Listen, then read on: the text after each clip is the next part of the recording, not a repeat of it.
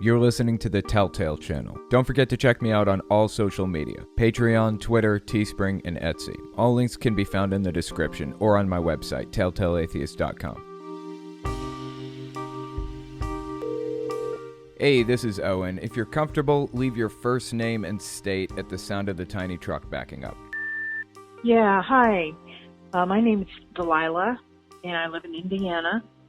I was born in 1960, as you know, to the JWs, and I can associate with what you talk about, post-traumatic stress, or what you call the religious part. But anyway, it's been a lifelong horribleness that I can't, shake. It just ruined my sense of me. And, there's a lot of other things, but the crowning blow was when I found my mother. It was a terrible death. Living with my brother, she had died and she was mummified. It's so hard to even talk about. And the witnesses ran as fast as they could run, and that was like the really end for me. And all the years I think back of the trauma. Anyway, thank you. Bye. Yeah, there's something called religious trauma syndrome. I talked about it a few weeks ago. I think that's what this voicemail was referencing.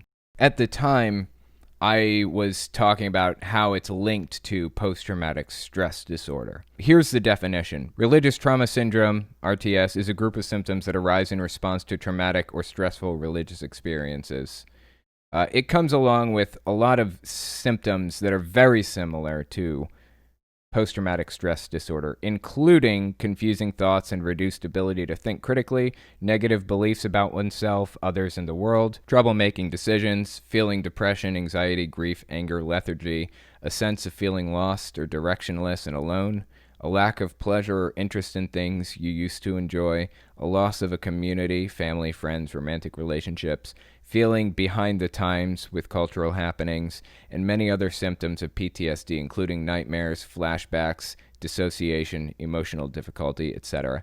I don't know about anybody else in my audience. I'm sure at least a few of you guys, but I have, at least at some point in my life, had all of these.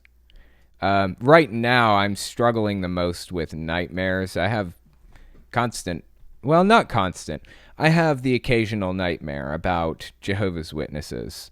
Usually, it's a nightmare about me showing up at the Kingdom Hall and being shunned by everybody there. It's some form of that, or being shunned by somebody on the street who's a Jehovah's Witness. Something like that.